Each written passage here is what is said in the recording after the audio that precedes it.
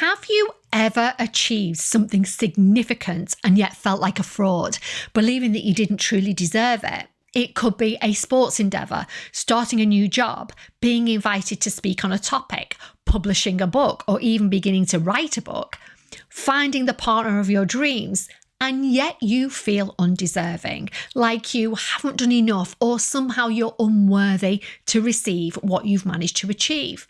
If so, you might have experienced imposter syndrome.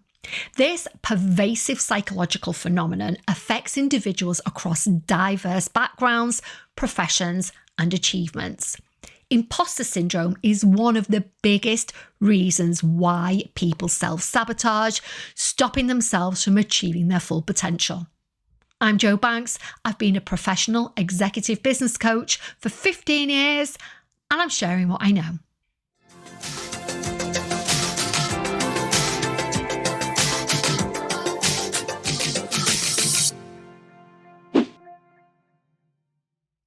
Before we get into the content of today's video, just a quickie. I've decided that when I hit 1,000 subscribers, which won't be long now, I will start to do live so that I can interact with all of you in real time. So if you haven't done so already, please subscribe and hit that notification bell so that you get an alert whenever I finally do go live. I'm so excited to do that. So thanks very much for your support. Understanding imposter syndrome.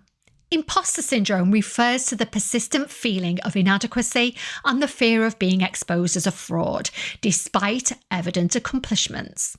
First coined by psychologists Pauline Clance and Suzanne Eames in the 1970s, it often manifests as a constant fear of being unmasked despite external validation and successes. How imposter syndrome manifests. Imposter syndrome can manifest in various ways.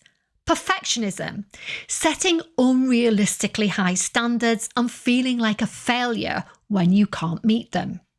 Attributing success to luck, believing that success results from luck or chance rather than your ability or your hard work. Overworking, feeling the need to constantly work harder to compensate for your perceived deficiencies. Fear of failure, being paralysed by the fear of failure often leads to procrastination or avoidance of new challenges.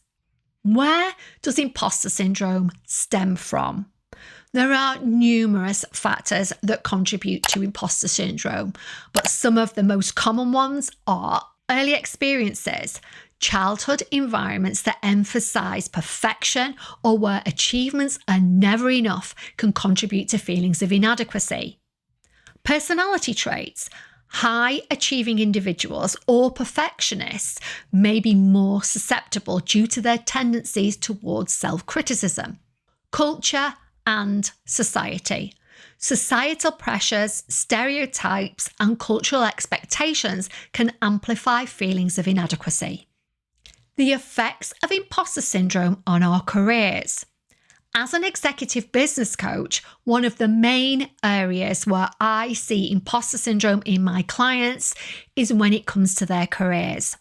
Not only do people stop themselves from applying for new jobs that they are more than capable of doing by convincing themselves that they aren't good enough or they don't have enough experience or they don't have all of the qualifications, but when they do finally land their dream job and start in their new role, they manage to convince themselves that they aren't up to the challenge.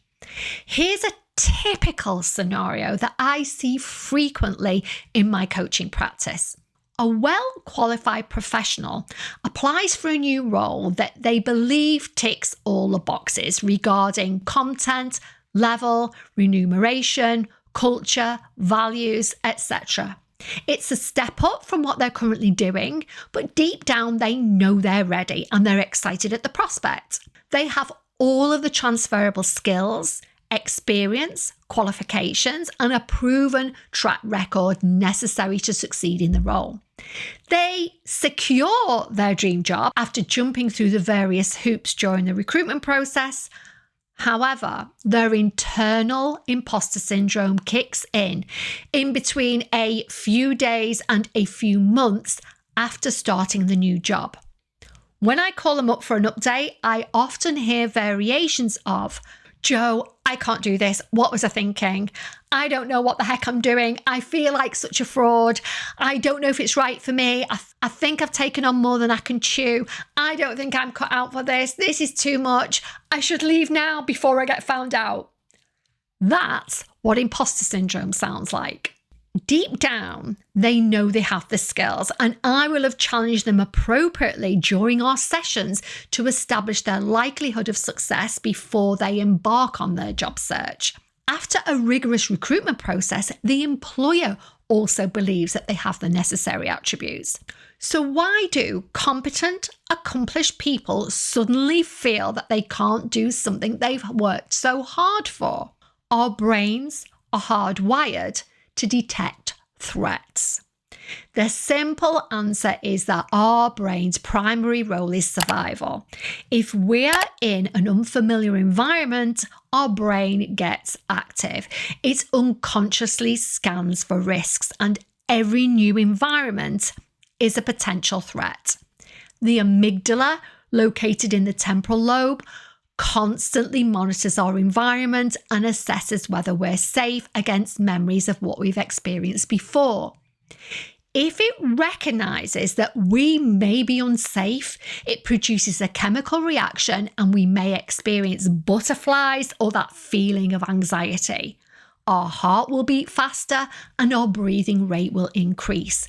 Our unconscious brain is telling our body to prepare to react quickly if necessary.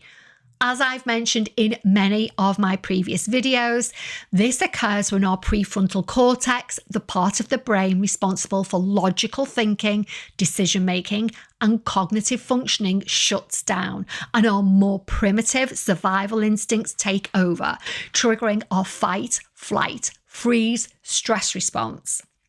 When that happens, this prefrontal cortex literally goes offline and we can't think straight.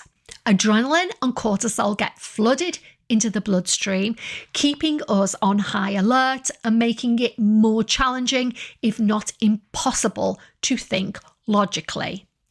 That's precisely why someone else, a friend, boss, family member, can tell us that we're brilliant, saying things like, "You can do it, you've got this, you're amazing at what you do," but yet you find it too impossible to be true. How to overcome imposter syndrome? Knowledge is power. Simply knowing that imposter syndrome is likely to happen whenever you embark on any new venture can help you logically take steps to manage your nervous system before a full fight, flight, freeze stress response gets triggered. One important thing to note is that if you've recently gone through a particularly stressful experience before starting your new venture, for example, redundancy, job loss, divorce, house move, etc., your nervous system will likely already be on high alert. It will already be dysregulated. And as a result, it will probably trigger the stress response more quickly than it otherwise would. Keep a note somewhere accessible to remind yourself that imposter syndrome is perfectly normal and a healthy reaction to anything new. You might even want to ask caring family members or friends to remind you of this should you find yourself struggling in the first few days or weeks. Consistently use some or all of the following techniques that I'm going to share with you to help manage and regulate your nervous system effectively and bring you back to homeostasis, which is base level. To maintain a healthy nervous system, I recommend weaving these tools into your daily life, regardless of your current stress levels. Nervous system regulation. The 15-minute walk. If you follow my work, you'll know that I am a massive fan of the 15-minute walk.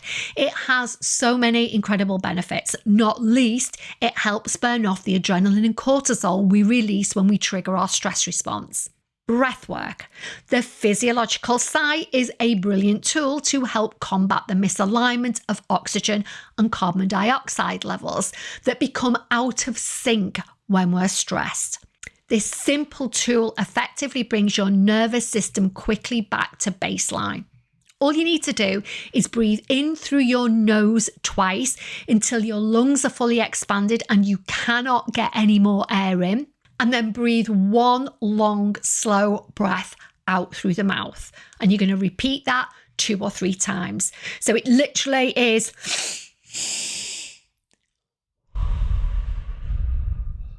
repeated 2 or 3 times. This comes from the brilliant Andrew Huberman, who I've mentioned in previous videos. He's got an amazing podcast, the Huberman Lab podcast, so go check that out. For more detail on these 2 techniques, so the 15-minute walk and the physiological sigh, have a look at my video number 40, Feeling Stressed, 2 fast-acting tools to tackle stress and anxiety right now. I'll leave the link below. I go into a lot more detail about those 2 things, but they are amazing at quickly reducing feelings of stress and anxiety. Next, we have get out of your head. When we feel stressed, trying to process our thoughts critically is difficult, if not impossible. As I've already mentioned, this is because the thinking part of the brain automatically gets turned off. In order to get the critical thinking part of your brain back online, it's critical to get your thoughts out of your head, as it's almost impossible to process information when it's just buzzing around. There are 2 clinically proven methods for this. Number 1 is to talk to somebody. A coach, a therapist, a trusted friend is the number 1 clinically proven tool for controlling unhelpful, negative thoughts and bringing your prefrontal cortex back online. However, not everyone is comfortable with this or has somebody that they want to talk to. So the next best thing is emotional release journaling. To do this properly, I recommend sitting down by yourself for 15 to 30 minutes somewhere where you won't be interrupted and literally get everything out of your head. Do not stop writing until the time is up. Just keep going. And you can either type or handwrite. It doesn't matter. Both do the same thing. Don't worry about spelling mistakes, grammar, sentence structure, typos. Just get everything out. No one else is going to see it. You don't even have to keep it. You can delete it, burn it, shred it afterwards. Keeping what you've written is not the point. Processing your thoughts is. Again, I've covered this in more detail in a previous video. I'll leave the link below. Other top tips. Overcoming imposter syndrome is an ongoing process that involves self-reflection, self-compassion, and shifting your mindset. Acknowledge your achievements, celebrate your successes, and recognize that they result from your skills and hard work. Reframe negative thoughts. Challenge your self-doubt by reframing negative beliefs about yourself and your abilities. And that's a great thing to do some journaling on. Set realistic goals. Aim for attainable goals and understand that mistakes are part of the learning process. Practice self-care. And we'll say this in at least 50% of my videos. Prioritize self-care activities that promote mental and emotional well-being. Pre-empt your imposter syndrome. If you're considering embarking on something new, could be a new job, starting at a new gym or a new exercise routine or a new diet, considering writing a book, or deciding to jump back into the dating pool and you're feeling apprehensive, I recommend journaling your concerns before you even start. Forward planning and giving some thought to the potential stresses or challenges that may come up, including what you might say to yourself to try and self-sabotage, will help regulate your nervous system, making you feel safer and calmer, and therefore less likely to trigger your imposter syndrome. The other thing to be mindful of, and something I tell all of my career clients, is that when you land your dream job, you're so used to performing at a high level, you're going to expect to be able to hit the ground running in your new job too. However, The fact that we don't even know where to go for paper clips, and I realise that term's a bit outdated now, but you get the idea, will take some time to get used to. Furthermore, most businesses do not expect you to know everything from day one. There will always be a grace period. If you've chosen the right company and the right cultural fit, you will have that bit where you can settle in. It's unrealistic to expect that you can deliver at the same level immediately in your new role as you did in the old one. However, I do recommend using that grace time well, as it doesn't last long. So remember to learn as much as you can and ask as many questions as possible, and use the 2 ears, 1 mouth principle. All good advice. The wrap up. Imposter syndrome can be debilitating, but recognizing it is the first step towards overcoming its grip. Embrace your accomplishments, seek support, and remember that no one has it all figured out. You are not alone in these feelings. They're really normal. And by acknowledging and addressing them, you can begin to break free from the chains of that self-doubt and embrace your true self-worth. Remember, you are more capable and deserving than you give yourself credit for. Embrace the journey, celebrate your victories, and acknowledge that imperfection is part of being human. What next? Have you ever experienced imposter syndrome? If so, how did you overcome it? I'd love to hear your experiences. Leave them in the comments section below. I read everything and genuinely love interacting with you all. As always, please remember to like, comment, subscribe, and hit that notification bell so that you don't miss a thing. As I said at the beginning of the video, I've decided that once I hit 1,000 subscribers, I'll start doing lives to answer all of your burning questions. So it's a further reason to hit that subscribe button. Finally, thank you to everybody who watches until the very end, and thank you so much for your continued support. It really does mean the world to me.